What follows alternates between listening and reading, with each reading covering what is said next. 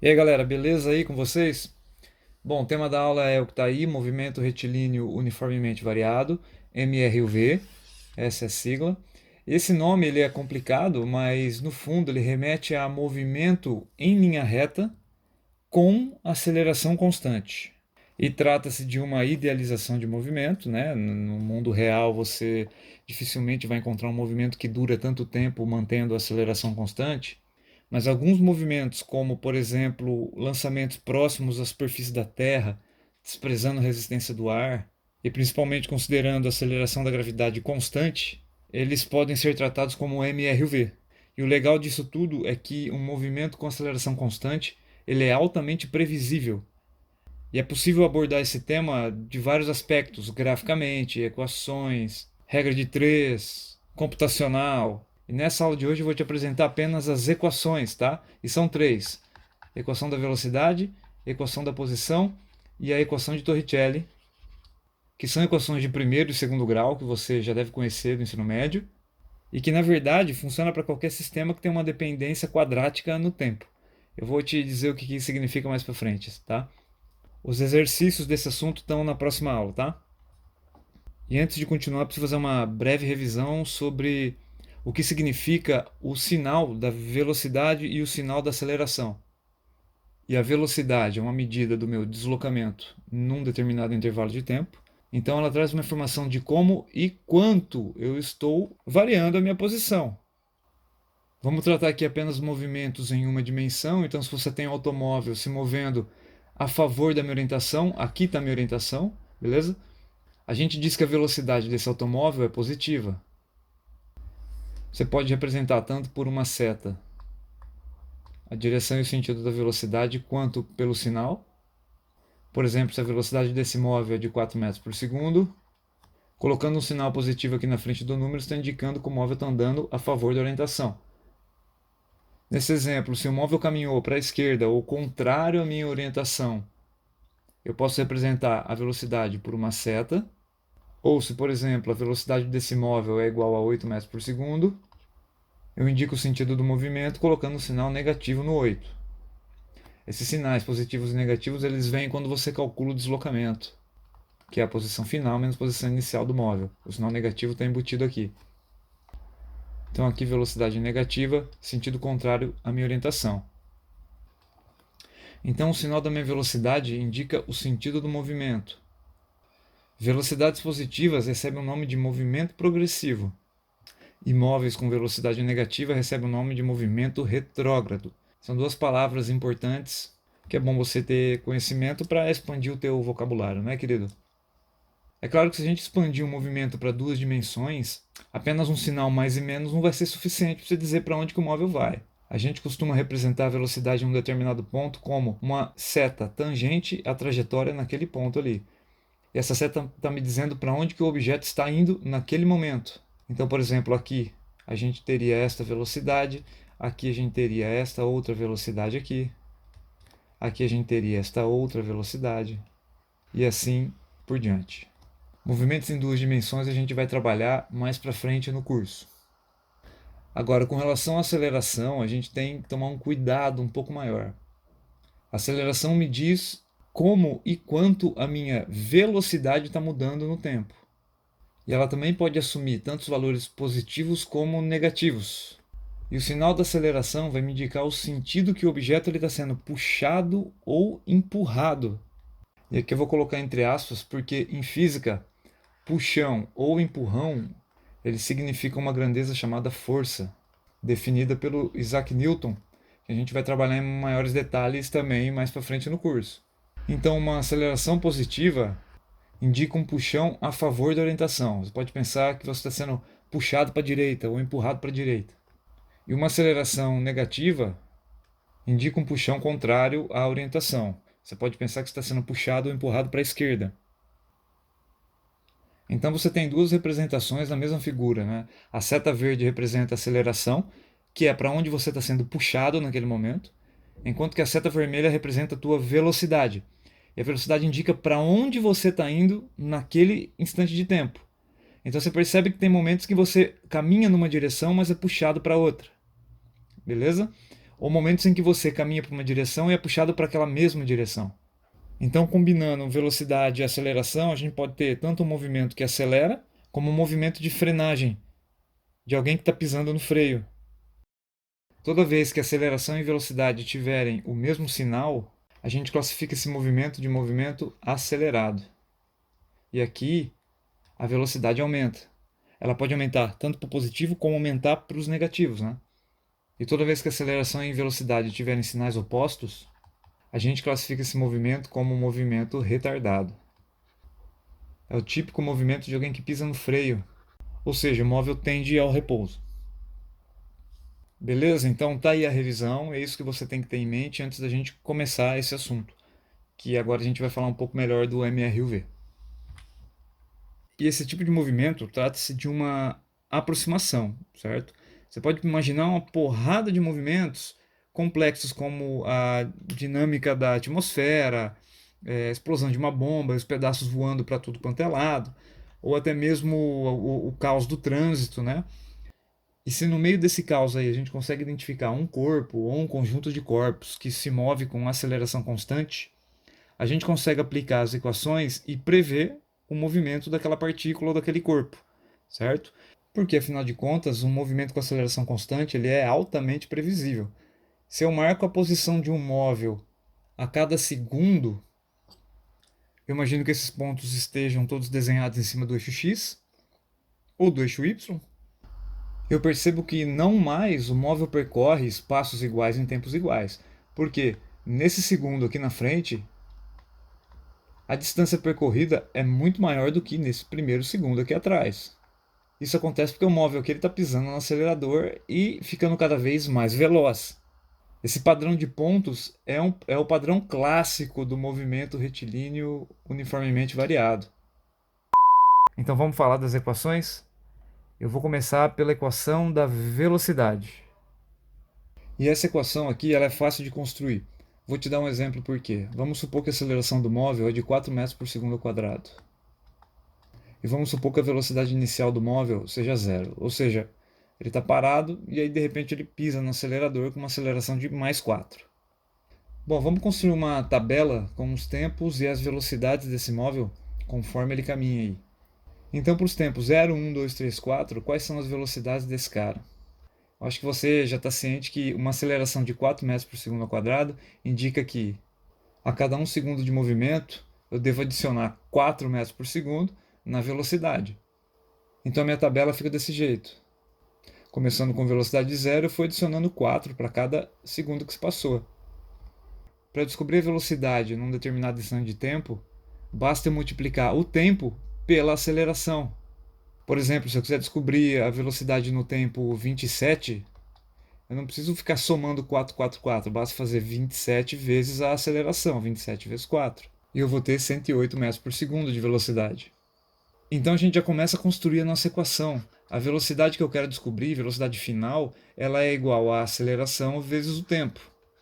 Isso é um padrão que vem da própria definição de aceleração. E esse padrão é válido mesmo se minha velocidade inicial for diferente de zero. Por exemplo, vamos pensar numa velocidade inicial que é de 20 metros por segundo. Eu vou fazer uma nova tabela aqui.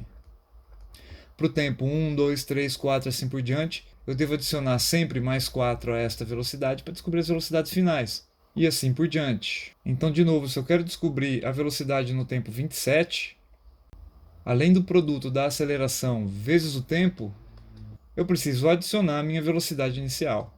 Vai me dar 128 metros por segundo. Então a minha equação geral, levando em conta a velocidade inicial, ela tem que ser escrita como velocidade final é igual velocidade inicial mais o produto aceleração pelo tempo. Essa equação ela é bem famosa e esta é a equação das velocidades para o movimento retilíneo uniformemente variado.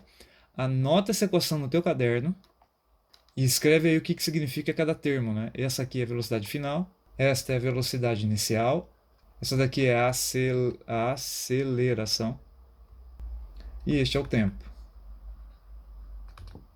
Exemplo bem rápido. Vamos supor que a velocidade de um móvel é dada por essa equação, menos 8 mais 2 vezes o tempo. Comparando com a minha equação, eu percebo que o número que multiplica o tempo é sempre a aceleração. Então, se eu voltar aqui e olhar para esse cara, você percebe que a aceleração desse móvel é igual a 2 metros por segundo ao quadrado, porque é o 2 que multiplica o tempo. O número independente, menos 8, ele só pode ser a minha velocidade inicial. A gente descobre isso fazendo comparações diretas. Fisicamente falando, a gente interpreta tudo isso como um móvel que no início, no tempo zero, ele estava andando para trás, ó, velocidade negativa, só que ele era puxado para frente, aceleração positiva. Esse tipo de movimento é movimento de frenagem, certo? É o veículo que está andando para lá, só que ele está sendo puxado para cá. Em algum momento esse veículo ele vai parar e começar a voltar se essa aceleração continuar. E vai andar para sempre para a direita depois. Outro exemplo é, vamos considerar o tempo igual a 5 segundos. Você acha que o móvel vai estar andando para a direita ou para a esquerda nesse tempo? Usando a equação para descobrir, a gente pode substituir o tempo por 5 e fazer a conta. Menos 8 mais 2 vezes 5. Eu descubro a velocidade do cara. Menos 8 mais 10. Isso aqui vai dar mais 2 metros por segundo. Ou seja, no instante 5 ele vai estar andando para a direita. Ele já vai ter invertido o movimento, ele já vai estar voltando. No tempo 5, a velocidade é positiva e a aceleração também. A aceleração não vai mudar. Então a gente classifica esse movimento como progressivo, por causa do sinal da velocidade, e acelerado, porque velocidade e aceleração possuem o mesmo sinal. Muito fácil, hein? Muito tranquilo. Vamos olhar agora para a equação da posição. Então vamos voltar naquele esquema lá do começo, que é o esquema de posições do móvel MRUV. E a pergunta é a seguinte, né? Qual é a relação entre essas distâncias aqui, conforme o tempo avança? E mais precisamente, se eu conheço a posição inicial, vamos supor que é esse ponto, será que tem como eu descobrir qual é a posição final? Qual é a distância que o cara percorreu daqui até aqui? Porque não é uma coisa tão óbvia assim de se pensar, porque essa progressão ela não é exatamente linear. Se eu estudar as posições desse móvel conforme ele caminha e projetar isso no tempo, eu vou perceber que essas posições elas seguem aquela lei da parábola, que é uma equação do segundo grau, né, cara? O famoso ax quadrado mais bx mais c. E é justamente essa estrutura quadrática aqui que vai representar as posições do móvel no espaço. Então vamos escrever a equação para você ver como é que fica. Se na minha posição inicial o móvel ele tinha uma determinada velocidade inicial v0 e também uma determinada aceleração a equação da posição final ela vai ser escrita assim: posição inicial mais velocidade inicial vezes o tempo mais aceleração dividido por 2 vezes o tempo ao quadrado. E essa é a nossa equação da posição. Você também precisa copiar essa equação no teu caderno e escrever o que significa cada termo aí. É importante aqui a gente analisar a estrutura dessa equação. O que eu quero dizer com isso? Ó, essa equação é composta por 3 somas, ou 3 parcelas. Existe aqui um termo independente, e o que eu quero dizer com isso é que ele é o único termo que não multiplica o tempo. Esses outros dois aqui, eles possuem a incógnita tempo, sendo que um deles multiplica o tempo ao quadrado. E perceba que não é a aceleração que está multiplicando o tempo ao quadrado, é metade da aceleração. É a aceleração dividido por 2. Isso é importante, hein, cara? E esse outro termo aqui é a velocidade inicial, que multiplica o tempo. Então, me acompanha em um exercício apenas, que eu quero fazer aqui com vocês, para pontuar melhor esse lance de decorar a estrutura da equação e as informações que a gente tira disso aqui. Vamos pegar como exemplo essa expressão aqui. S é igual a 12 mais 3 vezes t mais 4 vezes t quadrado. E a tarefa aqui é identificar a posição inicial, velocidade inicial e a aceleração. Quando você tem a equação, você responde essas coisas por comparação. Você sabe que a expressão original é esta aqui, ó. Então, por comparação simples, você sabe que a posição inicial do móvel é 12 metros. A velocidade inicial do móvel é mais 3 metros por segundo. E a aceleração do móvel, cuidado, esse número que está aqui na frente é metade da aceleração. Então, quem é a aceleração inteira? 8 metros por segundo ao quadrado. Toma cuidado com a aceleração, hein? Sempre o número que está aqui multiplicando o tempo ao quadrado é metade da aceleração. Deixa eu te dar um segundo exemplo. B. S é igual a 2 menos 3t mais t quadrado. Pausa o vídeo e tenta identificar os termos. Posição inicial é o termo que não multiplica o tempo, é o 2. Velocidade inicial é quem está multiplicando o tempo, e não o tempo ao quadrado. E cuidado, hein? Aqui o menos ele vem junto com o número, porque na fórmula original tem um mais aqui, beleza? Então essa velocidade inicial é de menos 3 metros por segundo. E a aceleração? Acho que você deve imaginar que multiplicando o tempo ao quadrado existe o número 1. Não é? O matemático diz que a gente não precisa escrever o número 1 quando ele multiplica algum outro termo, né? É redundante, porque multiplicar por 1 não muda o resultado. Só que a aceleração não é 1. A aceleração é o dobro desse número. Esse número que está aqui é metade da aceleração. Então a aceleração é mais 2 metros por segundo ao quadrado. Olha o item C, que exemplo curioso. Pausa o vídeo aí e tenta identificar os termos. Está faltando uma parcela nessa equação, não está? Está faltando justamente a posição inicial. Eu poderia reescrever isso aqui desse jeito, ó. 0 mais 3t menos 10t quadrado. Por quê? Somar 0 ou diminuir 0 não altera o resultado. Então você não precisa escrever 0 aqui, mas toma cuidado. Está subentendido que a posição inicial desse móvel é 0. Velocidade inicial, então, é o 3. E a aceleração é igual a menos 20 metros por segundo ao quadrado. O dobro do 10. Último exemplo que eu te dou, isso aqui também é uma equação da posição para o MR e o V. A posição é igual tempo ao quadrado menos 8. Está faltando coisa aqui, né? Está faltando pelo menos a parcela do tempo. Se a parcela do tempo não está aqui, é porque ele está sendo multiplicado por 0. 0 vezes o tempo vai dar sempre 0, então não precisa escrever nunca esse termo. Beleza? E quem multiplica o tempo é a velocidade inicial. A velocidade inicial é 0. Olhando para os que sobraram, acho que você identifica a posição inicial como sendo menos 8 e a aceleração igual a 2 metros por segundo ao quadrado. Lembrando que tem um 1 aqui, que não está escrito, mas a aceleração é o dobro desse número. E não interessa a ordem que a expressão foi escrita, o que interessa são os números, as constantes que multiplicam os tempos. Interpretação física de cada equação. Vamos pegar, por exemplo, o item A. Se eu tivesse que desenhar esse movimento ou imaginar esse movimento, eu desenharia um móvel que no início está na posição 12. Então vamos desenhar aqui a minha reta real. Vamos supor que aqui é a posição 12. Tudo isso medido em metros. No início o móvel está aqui. E quando o problema começa, você acha que ele começa andando para a direita ou andando para a esquerda? Quem vai te responder isso é a velocidade. Quando o problema começa, a velocidade é positiva. Então ele está andando para a direita. E qual direção ele está sendo sempre puxado ou empurrado? Se você olhar para a aceleração também é positiva. Então ele está sendo puxado ou empurrado para a direita também. Esse cara ele começou na posição 12 com uma velocidade de 3, pisando no acelerador com uma aceleração de 8 metros por segundo ao quadrado. Então ele vai sempre andar para a direita. Ele nunca vai voltar. Vamos pegar, por exemplo, o item C. Minha reta real está aqui, positivo para a direita. E onde é que eu devo desenhar um móvel? A gente tem que desenhar ele na posição 0, porque é a minha posição inicial. Aqui está meu objeto. E quando o problema começa, ele está andando para a direita ou para a esquerda? Olha para a velocidade inicial. Positiva? Beleza, então ele está andando para a direita.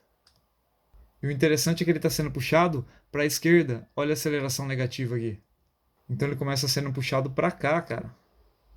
Quando o problema começa, esse corpo ele vai andar um pouco para frente, porque ele ainda tem movimento para frente. Só que como ele está sendo puxado para trás, ele vai frear e vai começar a voltar para toda a vida. É como se você tivesse jogado uma pedra para o alto. Ela sobe, para, e em algum momento ela volta. Então é isso aí, pessoal. Agora que eu te apresentei duas equações para o MR e o V, a da velocidade e a da posição, vamos para a equação de Torricelli, que é a última, e essa aqui eu vou trabalhar ela bem rápido. Não se assuste com a dedução, beleza? Então vamos pegar aqui de novo a minha reta. Vamos considerar de novo as marcações das posições de um móvel em MRUV.